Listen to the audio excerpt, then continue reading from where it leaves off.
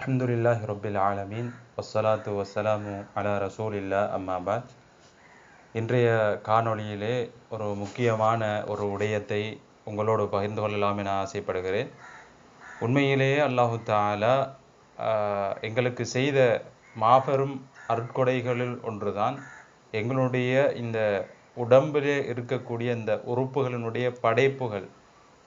அதாவது எப்படி எங்களுக்கு அல்லாஹு தஆலா இந்த உலகத்திலே நாம் வாழுவதற்கு எல்லாம் வசப்படுத்தி தந்திருக்கிறானோ, எங்களுக்கு கைவசப்படுத்தி தந்திருக்கிறானோ, அதே போல எங்களுடைய உறுப்புகளை நாம் வாழ்வதற்கான ஏற்பாடுகளை அல்லாஹு தஆலா எங்களுடைய உடம்பிலே ஒவ்வொரு அங்க அவயவங்களையும் எவ்வாறு இருக்க வேண்டும், எவ்வாறு ஆரோக்கியமாக இருக்க வேண்டும் என்றெல்லாம் அழகான முறையிலே நிர்ணயித்து வைத்திருக்கிறார்.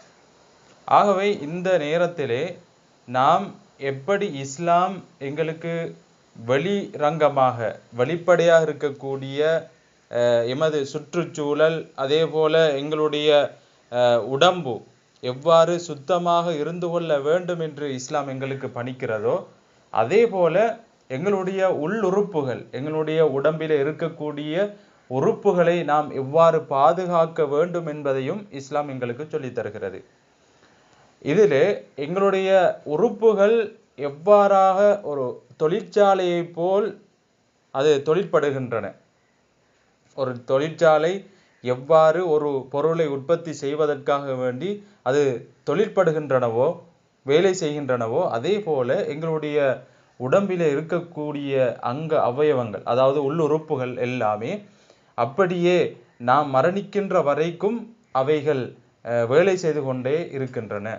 ஆகவே எங்களுடைய அந்த உறுப்புகளை பாதுகாப்பதற்கு மிகவும் பொறுப்புடையவர்களாக, காப்பாளர்களாக நாம் இருந்து கொண்டிருக்கிறோம் என்பதை ஒருபோதும் மறந்துவிடக்கூடாது. அதிலும் குறிப்பாக நாம் உண்ணக்கூடிய உணவுகள், இந்த உணவுடைய விஷயத்திலே நாம் மிகவும் பொடுபோக்காக எம்முடைய சமூகம் இருப்பதுதான் கவலைக்குரிய ஒரு விடயம். ஏனென்று சொன்னால், எங்களுடைய சமூகத்தில் இருக்கக்கூடிய அதிகமானவர்கள் நினைக்கிறார்கள், நாம் நாவுக்கு ருசியாக சாப்பிட வேண்டும், வயிறு நிரம்ப சாப்பிட வேண்டும் என்றெல்லாம் பல்வேறுபட்ட மனிதர்கள் பேசிக்கொள்வதை எம்முடைய செவிகளால் செவியேற்கக்கூடியதாக இருக்கிறது.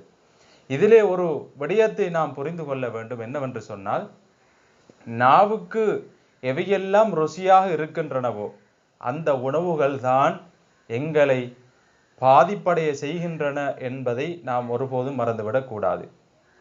குறிப்பாக மாப்பொருள் அடங்கிய உணவுப் பொருட்கள், அதே போன்ற பொதி செய்யப்பட்ட உணவுப் பொருட்கள், இந்த பொருட்கள் எல்லாம் எங்களுடைய உடம்புக்கு பாதிப்பை ஏற்படுத்தக்கூடிய உணவு பதார்த்தங்கள்.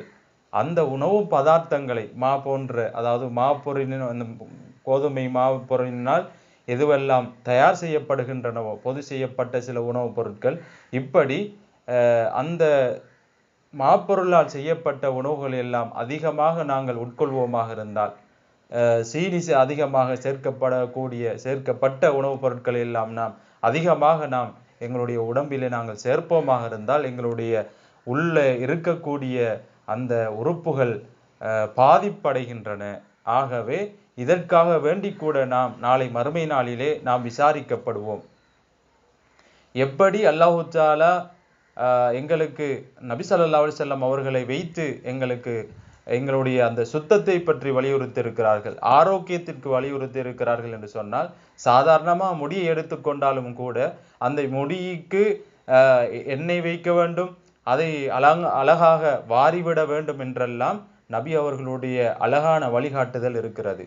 அதனால் தான் நபி ஸல்லல்லாஹு அலைஹி வஸல்லம் அவர்கள் ஒவ்வொரு காலையிலும் மாலையிலும் ஒரு பிரார்த்தனை செய்வார்கள். அல்லாஹும்ம ஆஃபினி ஃபி பதனி, அல்லாஹும்ம ஆஃபினி ஃபி சம்இ, அல்லாஹும்ம ஆஃபினி ஃபி பஸரி.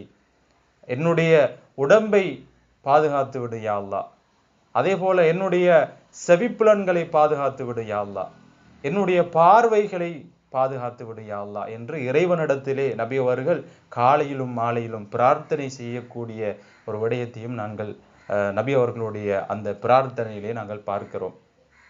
ஆகவே மேலான சகோதர சகோதரிகளே, இந்த நோயுடைய விஷயத்தில் ஆரோக்கியமான அந்த கட்டத்திலே நாம் எங்களுடைய உடம்புகளை, எங்களுடைய அந்த அங்க அவயவங்களை நாங்கள் பாதுகாக்காமல் இருந்துவிட்டு நோய் ஏற்பட்டதன் பின்பு அதற்காக வேண்டி நாம் எத்தனையோ தியாகங்களை செய்து எத்தனையோ மாத்திரைகள் எல்லாம் சாப்பிடுகின்ற நிலைமைக்கு நாங்கள் தள்ளப்படுகின்றோம். ஆகவே அந்த நோய் வருவதற்கு முன்னால் எம்மை நாம் காத்து கொள்ள வேண்டும்.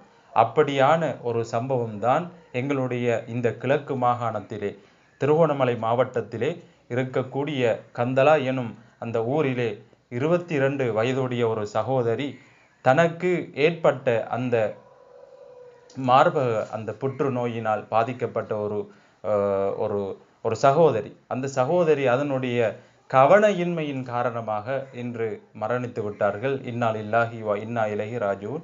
ஆகவே அவர்களுக்காக நாங்கள் பிரார்த்தித்து கொள்ள வேண்டும்.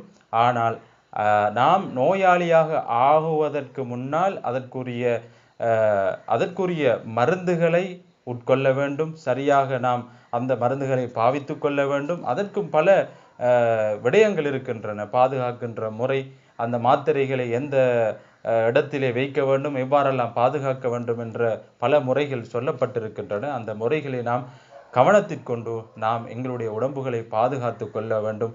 நாளை மறுமை நாளிலே அல்லாஹு தாலாவிடத்திலே அதற்கும் நாம் கேள்வி கணக்கு கேட்கப்படுவோம் என்ற விடயத்தை ஞாபகப்படுத்தியவனாக அல்லாஹு தாலா குர்ஆனிலே சொல்லுகின்ற போது எவ்வாறு சொல்லுகிறான் என்று சொன்னால், வலா துல்கு பி ஐதீக்கும் இல தஹலுகா, உங்களுடைய கரங்களை நீங்களே நாசப்படுத்தி கொண்டா, உங்களுடைய கரங்களாலே உங்களை நீங்கள் நாசப்படுத்தி கொள்ள வேண்டாம். வஹ்சினு, நல்ல முறையிலே நீங்கள் இருந்து கொள்ளுங்கள். இன்னல்லாஹ மஅல் முஹ்சினீன், இன்னல்லாஹ் யுஹிப்புல் முஹ்சினீன். அல்லாஹு தாலா சொல்லுகிறான், நிச்சயமாக அல்லாஹு தாலா தூய்மையாளர்களோடு தான் இருக்கிறான் என்பதாக, விரும்புகிறான் என்பதாக அல்லாஹு தாலா சொல்லி காட்டுகிறான். ஆகவே ஆரோக்கியமாக இருப்போம், நல்ல முறையிலே இருப்போம். ஆரோக்கியமாக இருப்பதற்கு அல்லாஹு தாலாவிடத்திலே பிரார்த்தனை செய்வோம் என்று கேட்டு விடைபெறுகிறேன். வ ஆகிரு தஅவானா அனில் ஹம்துலில்லாஹி ரப்பில் ஆலமீன்.